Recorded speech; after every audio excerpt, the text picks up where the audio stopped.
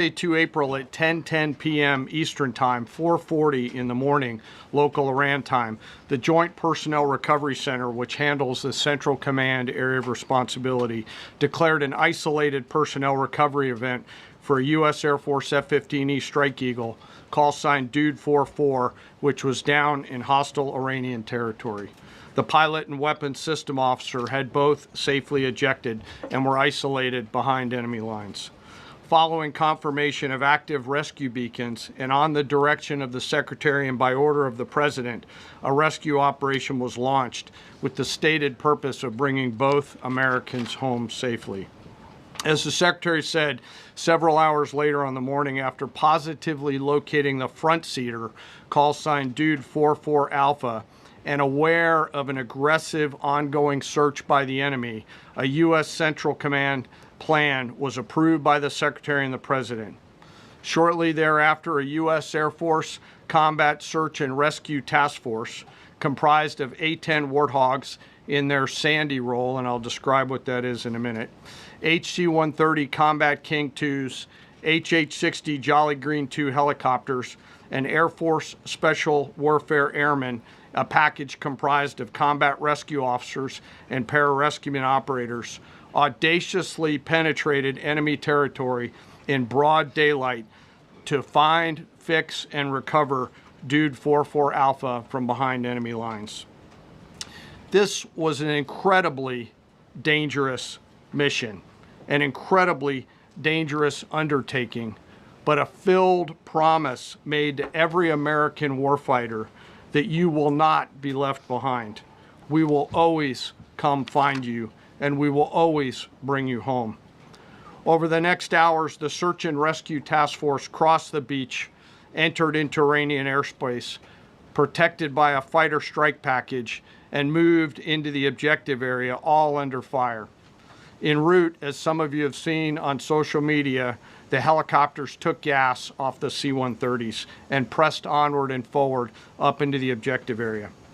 While this was ongoing and out in front of them, the Sandy flight of A-10s and other remotely piloted aircraft, drones, and other tactical aircraft were violently suppressing and engaging the enemy in a close-in gunfight to keep them away from the front seater and allow the pickup force to get into the objective area.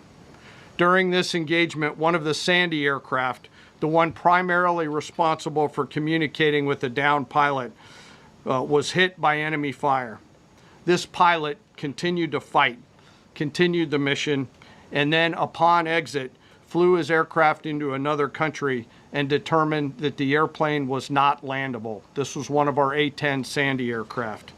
The pilot then made the decision to eject over friendly territory and was quickly and safely recovered and is doing fine. After picking up Dude 44 Alpha, the HH-60 Jolly Green fight was engaged by every single person in Iran who had a small arms weapon. And one of the aircraft, the trailing aircraft, took several hits. The crew sustained minor injury, and they are going to be fine.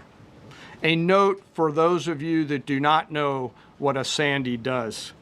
Named after the flight call sign that did this very mission in Vietnam, flying A-1 Sky Raiders and A-7 Corsairs, a Sandy has one mission: get to the survivor, bring the rescue force forward, and put themselves between that survivor on the ground and the enemy. They are committed to this. This is what they live for, and this is what they've trained for over many, many years.